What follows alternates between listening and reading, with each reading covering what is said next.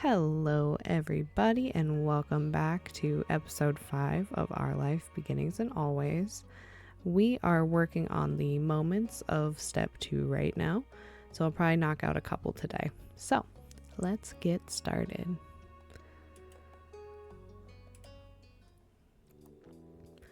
The family shopping trip had lasted most of the morning, and you still had to unload everything from the trunk before you could go enjoy the afternoon. You cradled another bag in your arms as you headed towards your house.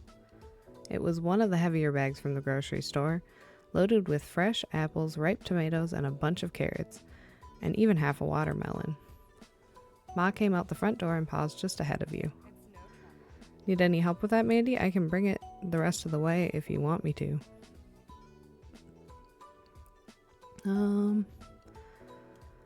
We were doing fine, probably.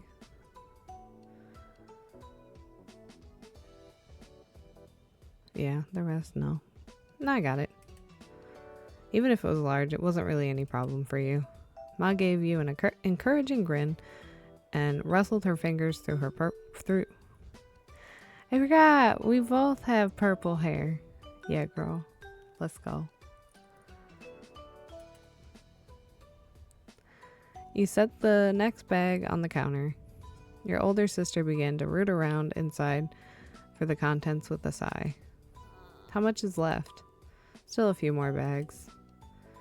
With a huff and a puff, Elizabeth continued putting away the groceries, and you retreated out of the kitchen before you could become the target of her bad mood. Be careful, Mandy. You hadn't been looking where you were going and bumped right into Mom, almost stepping on her toes to boot. Sorry. I can give you a pass this time, but be sure to watch where you're going. If you run into the wrong person, you might get your license revoked. She grinned at the bad joke as you continued through the door. Outside, Ma had just started organizing what remained and putting back any loose objects that had fallen out during the trip. When you stepped up to the trunk beside her, she took in a big breath of air, her dress gently swaying around the breeze. It's a shame we had to spend the morning cooped up in that shopping center. It's a beautiful day, don't you think? You tilted your head to the sky, gazing at the clear blue expanse. Yeah, it is. Yeah, seems nice. You closed your eyes and enjoyed the way the sun warmed your face for a few moments before turning back to help Ma with the groceries. Oh, hi, Cove. You noticed Mom wave over at Cove, who had just exited his front door, his surfboard propped up under one arm. Let me see, surfboard and wetsuit. Where might you be off to this beautiful day? Man, who could guess? Cove flinched at being called to so suddenly. He hadn't realized there were people out here already, but he quickly recovered. Good one, Mrs. Leigh. I don't believe him. Crossed the pavement to properly say hello to you and your moms. Hello, honey. It's a beautiful day for surfing. I haven't been out on the waves in a long time. I'm jealous. Cove smiled, pleased to have people around who shared his hobby. Yeah, I'm hoping to get a few good waves before it gets dark. You want to come hang out there later, Mandy? Sure, I'll meet you there when we're done. Cool. Can I help out with anything? No. This is our job. You go enjoy the beach. Mandy can catch up as soon as she's finished here. Alright, see ya. Yeah. You watched as Cove headed off towards the beach, unable to hide your grin, knowing you'd be joining him soon. Once everything had finally been taken in and put away, you got yourself ready to meet Cove at the beach.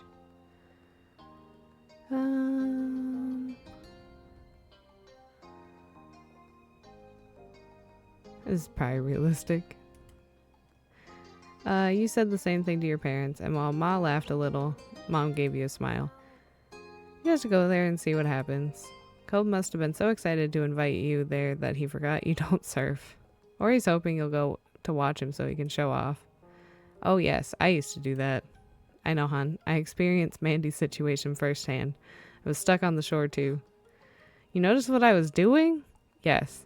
After the very first time, it's not a subtle move. How embarrassing. I was still impressed. Aw, thank you. Wow, Ma. Hey, what are you still doing here? Go on, have your fun. You're only young once, but don't do anything I wouldn't have. Okay. At your parents' prodding, you hurried to leave the house and head down to the beach. When you arrived at the shore, you were greeted by the crash of waves and the soft calls of seagulls. You took in a lungful of the ocean air and felt your peachy skin warm in the sun. You noticed a small setup nearby with a towel, some sunscreen, and a bottle of water. Must be Cove's. You spotted Cove himself nearby. He hadn't gone out to sea yet. He was just sitting in the sand at the water's edge, his board propped up beside him. You strolled up beside him. Hey, I'm here. Mandy. He looked up at you with a smile and quickly hopped to his feet. I was wondering if you were still coming. And stay inside all day? I don't think so. You were able to make him laugh with that. Then he cast his eyes out towards the waves. I'll stay here and watch you surf. Oh. You were ready to spread out your towel and take it easy. I don't have to go out. I'll stay on the shore with you on the shore. Or if you want, you could use one of my other boards I could teach you. I owe you that much, right? I was the one who always promised to show you about surfing. True. He's offered that option to you for pretty much as long as you've known him. You were touched, he remembered. We wanted to try surfing. Let's go. I'll do it. Let's surf. Cool. It was settled. Cove left up the shore and then returned with an extra board under his arm in no time at all. You paddled out into the sea where the good waves were. The water was cool against your skin. Not too calm, but nothing crazy. It looks like a perfect day. He smiled at you and you couldn't help but smile back. You felt totally content. Until Cove kicked the water a little too hard and inadvertently splashed you. Was it? Was it though? I don't know about that. Hey, sorry. The apology did not come across as especially repentant, as he was practically laughing when he said it. We splashed him back, absolutely. You laughed, but waited for an opening for revenge. The second he looked away, you kicked back, spraying him. Is that any way to treat someone trying to help? I came out here to teach you. And I was just following your example. Cove tried to keep a straight face, but ended up looking away. The water you flicked at him landed in shiny droplets in his hair. And here's another lesson. He soaked you deliberately this time. Used his full leg and an impressive curtain of water hit you in the face. You lost your balance and scrambled to keep hold of the board. You just managed to stay on, but it was close. Cove winced. You okay? That wasn't what I was trying to do. I'm fine, but we should do the real teaching. Yeah. He chuckled awkwardly and shook some water out of his ear. With that, Cove started telling you all about the tips and tricks of how to stay on a surfboard. He demonstrated both good and bad posture and explained where you needed to put your weight. Like this? You wiggled your body so that you were more in the center of your board. Cove nodded. Yep, just like that. The little lesson continued, and it had to go slowly, but you got it. Cove did his best to guide you through the process. By the end, you felt you had picked up the basics of surfing. Since you'd spent so much time working on balance in stable water, you wondered when you'd actually get to catch some waves. You brought it up with Cove and he nodded. If you think you're ready, go for it. You'll do great. Alright. With that, you graduated from Cove's class, and the two of you were able to surf together more casually, even if he was still better at it. What an afternoon. The setting sun was visible on the horizon. Every time you would look away, it had sunk a little lower. The beach was darkening, but still pleasantly warm. You knew you should get out of the water before it was completely dark in the sea. You rode one last wave to get back to the beach. There, you picked up your surfboard and gave it a quick once-over. Cove followed behind you to the shore. He put his board with the other things, grabbed his towel to start drying off. As he ruffled his hair with the towel, you watched the sunset together. Colors were beautiful in the distance, and the shadows around you deepened. There was no need for words between you two, as you both enjoyed the sight for a moment. Cove broke the silence. The waves were good today, I think. Perfect for surfing. He nodded mildly. You chatted a little more until the conversation truly died out, and all you heard was the rhythmic sound of the waves. Then Cove sighed. The day can't be over, not yet. He scowled in the distance, as if the sun exiting the sky was a personal offense. Don't you think it should be longer? Yeah, why not? It was a good day. Cove stood up straight in defiance of the approaching darkness. I'm not gonna go home yet. I want to go somewhere. I don't know. Cove was still dripping in salt water, so you weren't sure what the alternative was. Wetsuits were fine for the beach, but not much else. It wasn't a good idea for him to lug his surfboard around town either. Let's see.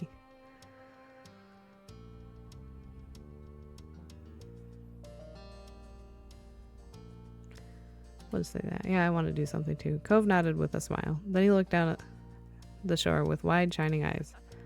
There's at least one place that's always okay to hang out in, no matter what time it is, the park. You nodded. The park was virtually always empty. Even Elizabeth only went over there nowadays if she was looking for you. How times have changed. She used to be so protective of the place. In fact, the only person there... Oh no. There was a chance of running into might be that Jeremy kid again. You brought the idea up to Cove and he cringed, but I'm still going. The sun is still there a little. Staying out as long as it is. We tagged along. Okay, let's go.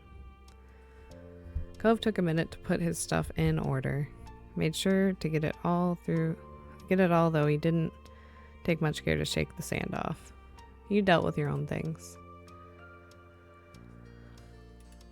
I stuffed everything together. I know who I am. I'm done, Cove. He rolled his eyes with a bent smile at the announcement. As a final touch, Cove plucked his glasses off the beach and put them back on his face. He looked more like himself now. He led the way down the beach to the park. It wasn't far, so it didn't take you long at all. The sun still hadn't completely disappeared just yet when you made your arrival. Cove stuck his surfboard upright in the sand and tossed his towel over top. By now, the two of you were mostly dry. The summer breeze on your skin kept you pleasantly warm. Cove idly went over to the monkey bars. He grabbed them, feet flat on the ground, and pretended to go across. He had definitely grown in the past few years. You could barely use the monkey bars yourself. There wasn't much space at all between you and the ground. When he got to a bar in the middle, Cove pulled himself up and through and then sat on top of the bars. His leg dangled off the side bar he perched on. We're gonna take a seat on the swing because I know for a fact that ain't happening. You sat right down on a free seat and started swinging your legs. At first slowly, but then you added more power to your kicks. Air rushed past your face and ruffled your hair. You built up enough momentum to let it carry you. It was a lazy arc, not high or fast, perfect for having a conversation. Guess what? He smiled broadly and raised an eyebrow. He's not here. Right, it was true. There wasn't a single sign of Jeremy. Looks like it was going to just be the two of us. Cove hung his head and groaned dramatically. Your eyes widened when he whipped his head back up. Can't believe how dumb my parents are for forcing me to come to this stupid place. You were taken aback and blinked for a second before you realized he was quoting Jeremy. Don't scare me like that. One Jeremy is enough.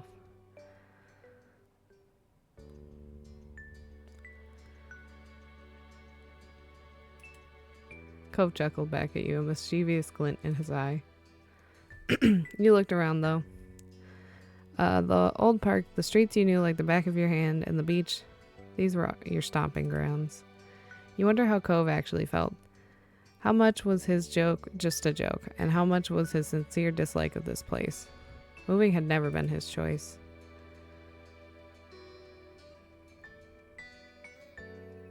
I know you don't think it's dumb, because I feel like he's had a nicer time. Cove kicked his legs carelessly as they dangled. He smiled softly. I like it here, I really do. It's a nice place. He didn't hesitate. There was no uncertainty. That was his genuine opinion.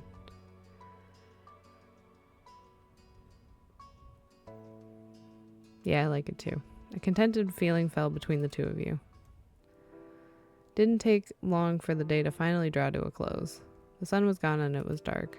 You chatted a while longer, but it was definitely winding down.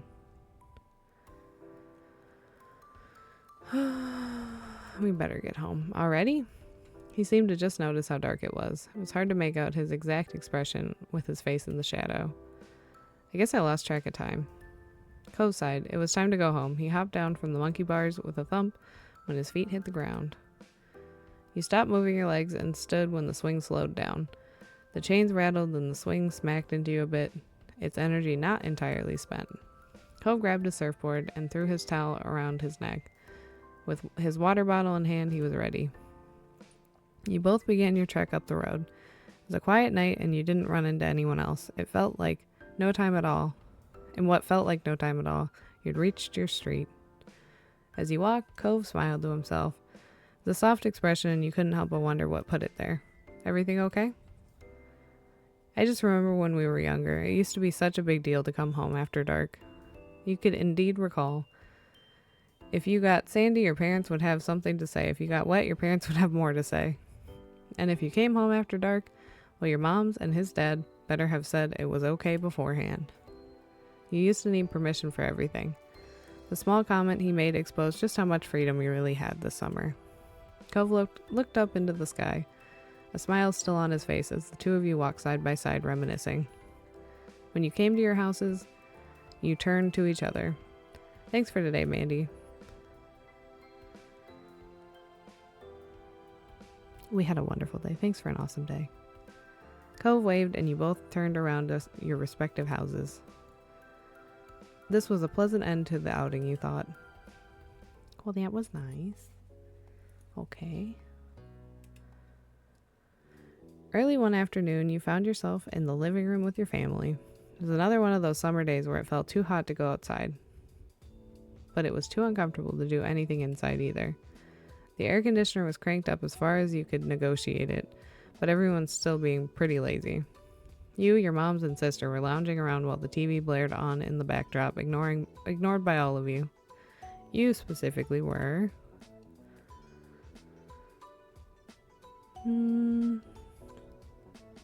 sitting cross-legged on the floor. You looked out the windows at the backyard, not that there was anything of particular interest to watch. Elizabeth broke the silence with a loud groan. You glanced over, and she was lying on her back over the couch, massaging her calf with one hand. Ugh, I feel terrible. I'm dying in this house and my legs hurt. Mom looked up from the magazine she'd barely been flipping through and frowned, concerned. Could you have strained them somehow? Elizabeth flailed briefly, then flopped onto her side with a heavy sigh.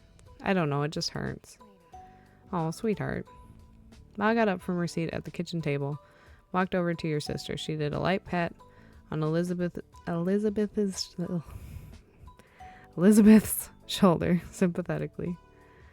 I'm sorry you had to deal with that. Maybe it's growing pains? You could be taller by next fall. Elizabeth scoffed. She didn't look impressed by Ma's assessment. I'd rather be my height forever than deal with this. Mom walked over too, leaning against the back of the couch. Kids, they grow up so fast. Soon, Elizabeth will have a home of her own, maybe even with a nice husband and some kids if she feels like it. She sniffed loudly and wiped her eye, but you could tell that it was just a bit. You tilted your head. Even though you knew Elizabeth liked guys, it was hard to imagine her with a boyfriend or husband. She only seemed invested in hanging out with her group of friends and not chasing after boys. Mom must agree with you because she shook her head. Let's not exaggerate, she's still practically a child. But if you ever do pursue romance, Elizabeth, you can come talk to me about it. Definitely, we're always willing to lend an ear. Elizabeth's features contorted in disgust. No way, I'm not talking to my moms about that. Mom's jaw dropped.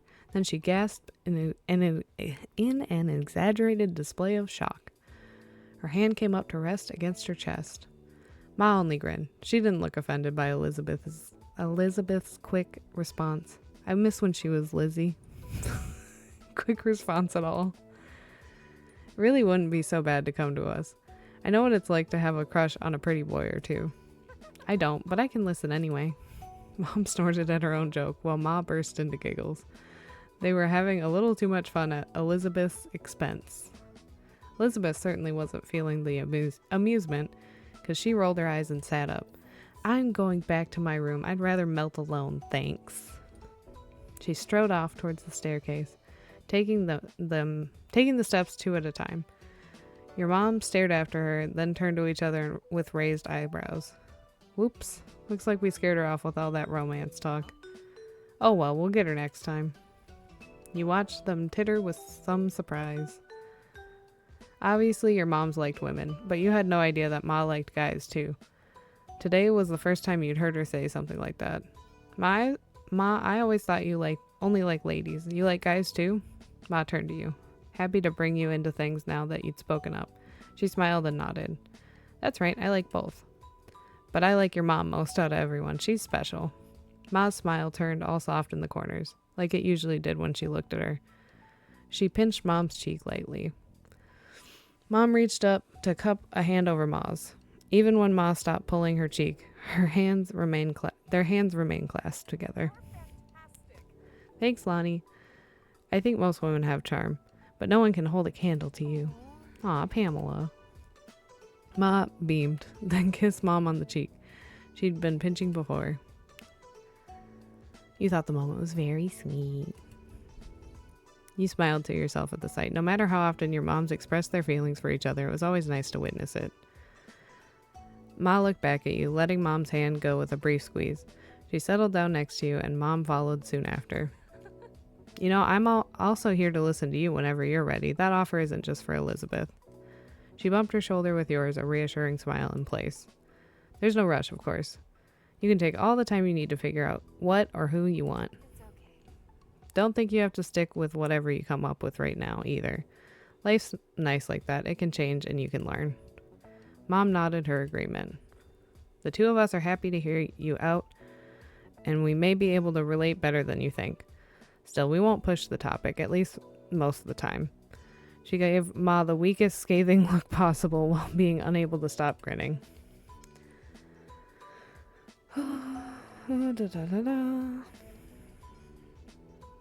We'll just say thanks. That's fine. I'll think about it. Good. That's all we ask for. Mom let out another exaggerated sniffle. It didn't take a genius to realize it was fake. First Elizabeth and now you, Mandy. Do you have to grow up? Yes. Children tend to do that from time to time. Your parents quickly grew absorbed in their conversation about rearing kids. You took that as your cue to leave, getting up so you could spend some time alone in your room too. They let you go without a problem, so you made your way up the stairs. You let out a sigh once you stepped into your room. It was just as sweltering in there as it was in the living room, possibly even a little warmer. You couldn't even open your window since it was hotter outside. You'd just let the AC out. You dragged your feet as you crossed the room. You checked your current sweltering condition in the mirror as you passed by it. You thought back to the conversation you'd had downstairs about growing up and all that. After a moment, you stepped a bit closer to the mirror. You stared into it and then turned away from the surface to look down at yourself. You were definitely growing all right. Weird to think about how you were now in comparison to what you'd been when you were younger. When it came to your body, it...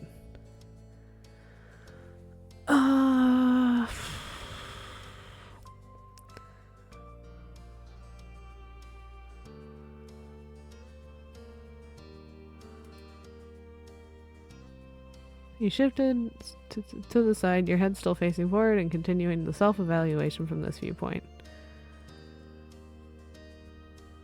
Okay, we were born a girl.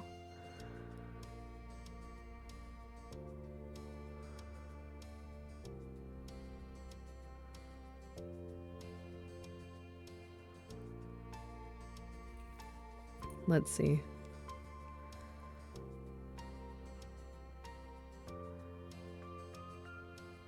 You're like in middle school? Yeah. There's no mistaking it, even with your shirt helping to obscure your form. You had boobs now. You took a step backwards, finished with your impromptu inspection. You locked eyes with your reflection, cocking your head to the side, all things considered.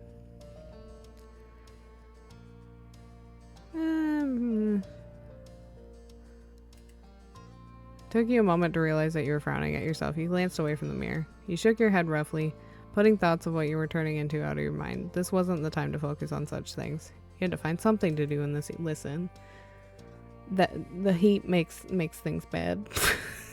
you get pissy. You get all the bad feelings. You shuffled over to your bed, collapsing onto the mattress, your brow scrunched up in thought. Time passed slowly, and to your annoyance... Okay, I should get a drink.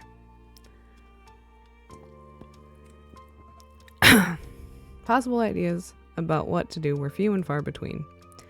You weren't sure how long it had been, but eventually you heard your mom call you from downstairs. Mandy, there's a call for you. Cove wants to come over. Is that all right? You perked up at the words.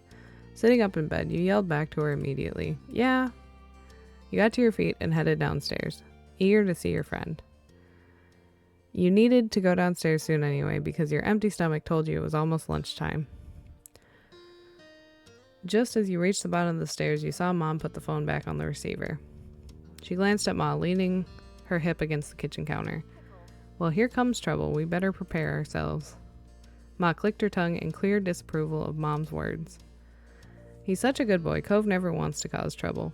He can just be a bit thoughtless and impulsive. Oh, I know. He's very sweet, but that's what makes it more of a problem. The stranger or some kid from school was egging Mandy on to behave badly. I think we both can agree that she'd do the right thing in the end. But if Cove Holden got into a reckless mood and wanted Mandy to be a part of the ride, can we really be certain what call she'd make then? Yes, I think so. Mandy helps Cove settle down. He would have gotten himself in more trouble without her. You have a point. Ma just laughed. As she turned away, still snorting, her eyes met yours. She blinked in surprise, then waved at you with an easy grin. Mom looked over, noticing you at the foot of the stairs as well. I didn't expect you to come downstairs already, Mandy. I just wanted to let you know what was happening.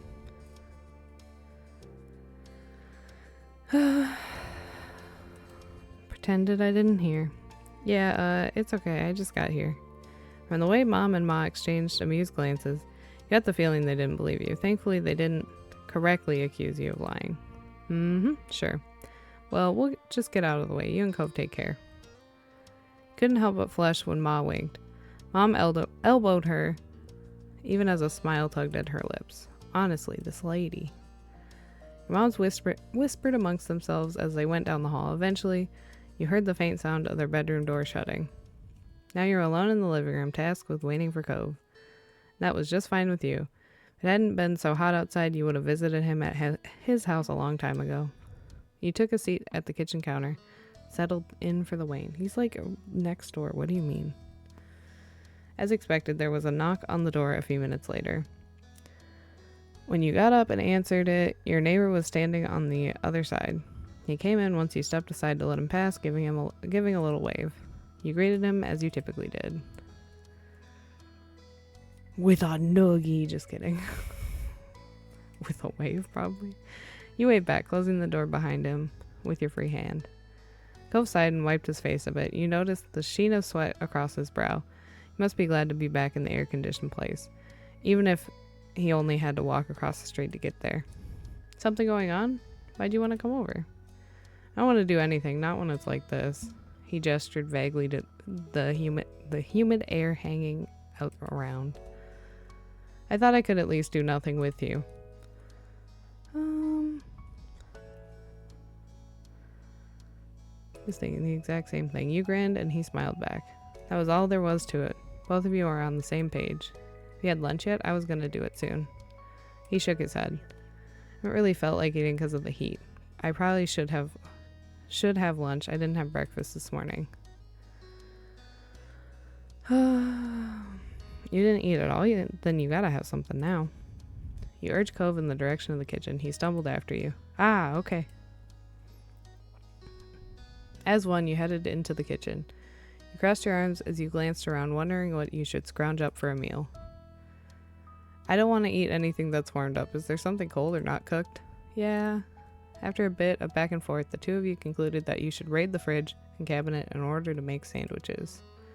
With that settled, you had planned to decide on the outside layers first. There was a wide variety to choose from since everyone in your house had their own favorites.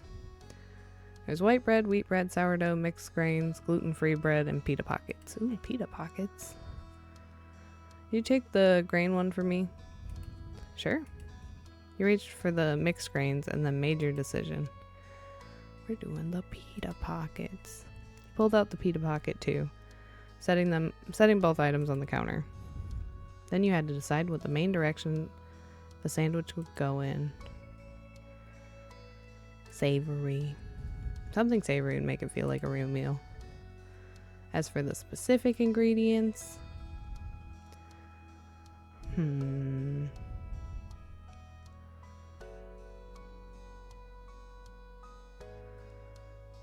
ham, lettuce, onions. If it's peppers, it's gotta be banana peppers. And cheddar cheese. Then you moved on to the condiments. For the finishing touch, you intended to top your sandwich with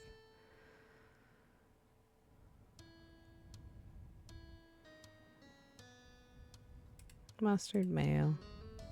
That was everything. You nodded to yourself with a quiet hum, satisfied. The two of you bustled around the kitchen, opening and closing things in order to collect everything you needed for your individual sandwiches. You focused intently on assembling your own for the most part. When you were close to being done, though, you glanced over at your neighbor. Cove was putting his sandwich together delicately, his brow furrowed and tongue sticking out just barely. There were open jars of peanut butter and honey near his plate, as well as a banana peel. So he was making a peanut butter, banana, and honey sandwich on mixed grain bread. Sounds great. Maybe you'd have one yourself a different time. Curiosity satiated, you turned back to your plate and finished your own creation. By the time you were done, Cove had already cleaned up his workstation. He turned to face you, studying your sandwich briefly. A small smile tugged in the corners of his mouth. You guessed it didn't look inedible to him, at least. Done? Yeah. Cool. He waited as you quickly returned the ingredients and cleaned a few utensils. Then the two of you you gotta cut it diagonally. It's perfect. Then the two of you collected your respective plates. You both agreed on heading upstairs to hang out in your room. You and Cove entered your bedroom while balancing your food on the plates. Nothing fell, so it was a successful trip. Cove took a seat on the ground, stretching out on the hardwood floor in an attempt to keep a bit cooler. He immediately took a big bite of his sandwich, chewed, then hummed happily. The sandwich is really good, at least that's something. At this point, you sat down and started on your own sandwich. It's wonderful. From experience. Obviously, you were a pro at making sandwiches. He leaned back on his hands while chewing and glancing around. His every movement was sluggish. Want to do something? Seemed the plan of not doing anything at all had already worn thin, despite his lack of enthusiasm. Like what? He rolled his head back, looking up at the ceiling. What about tic-tac-toe?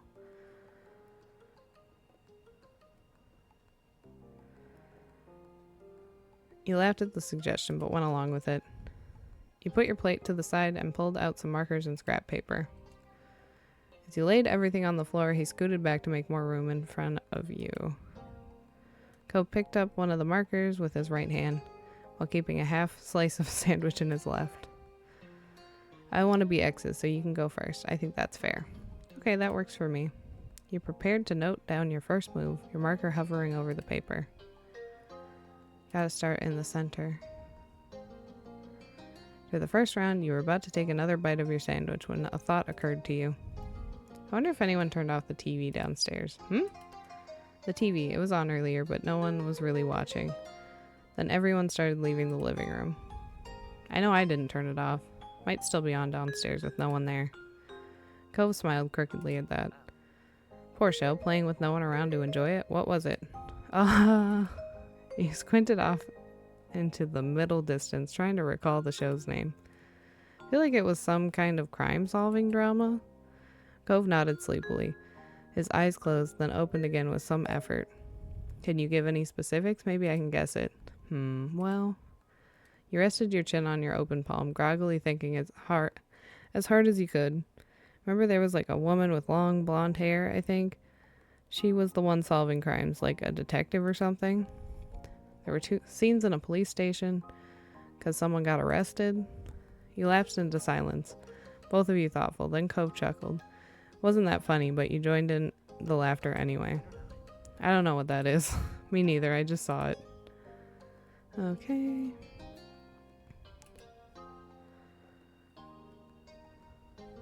Another round came and went, and Cove grumbled as he readjusted himself.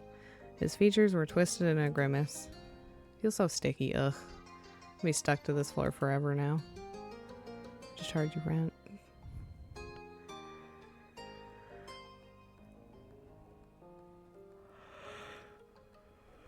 I have to charge you rent. Yeah, how much? $50. I can't afford that.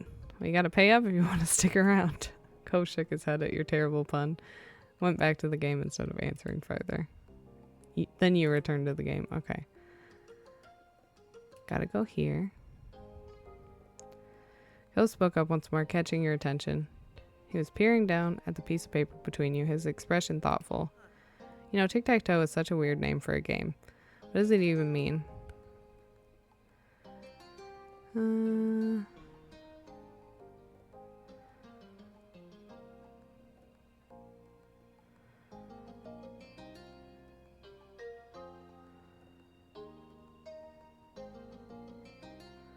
Always wondered about that. The 2 of you fell silent as you tried to puzzle out a logical answer. Eventually, you decided just to return to the game. Okay, so we'll go...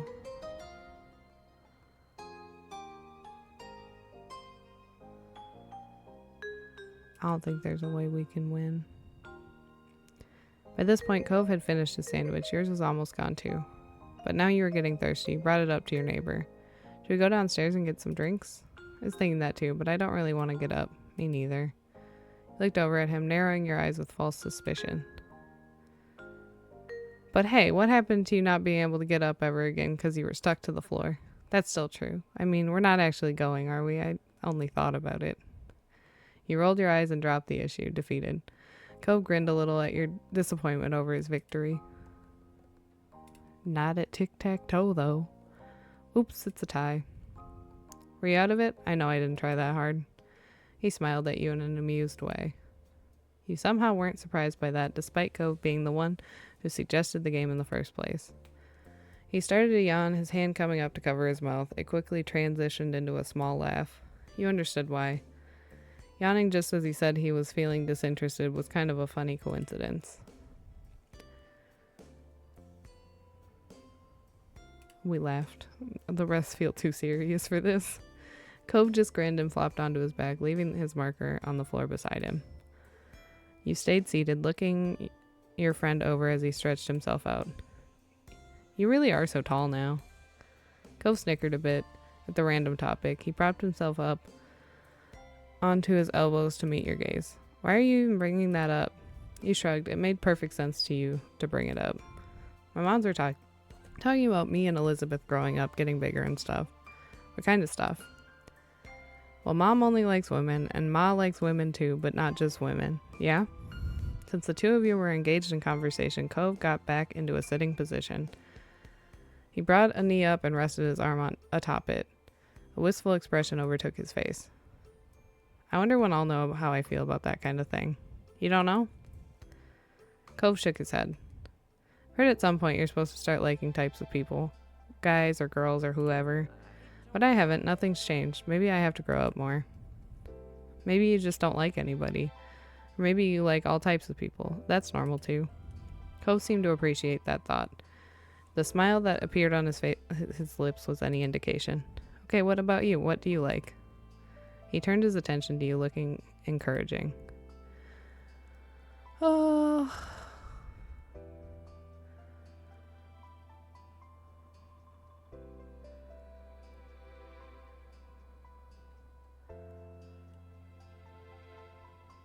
This is probably most accurate. This as well.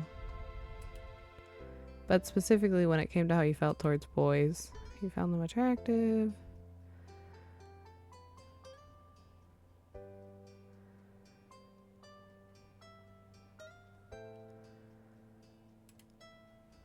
and how you felt towards girls.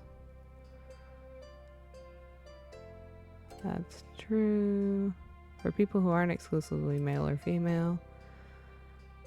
You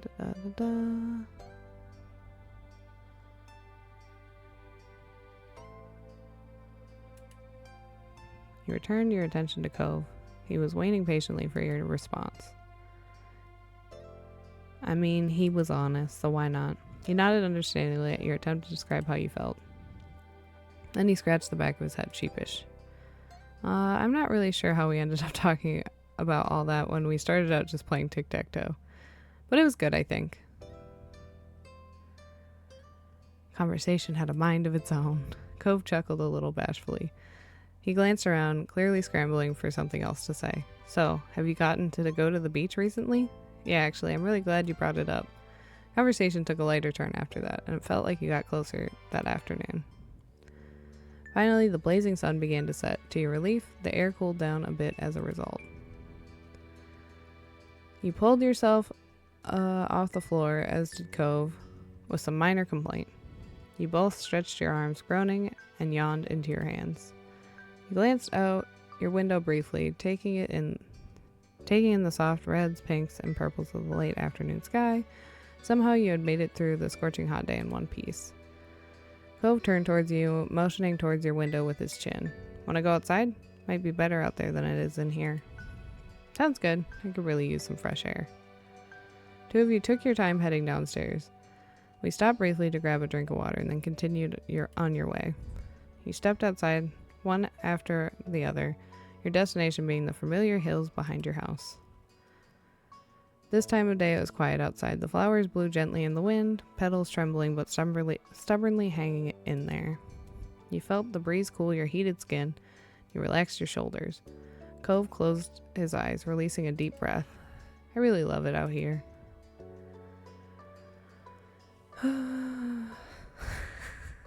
That's true. I do too. Cove smiled. Tendrils of his hair danced with the wind. A beat passed, but his gaze didn't stray from your own. His voice was impossibly soft when he spoke up again. I'm glad I met you, Mandy. You're really important to me, you know?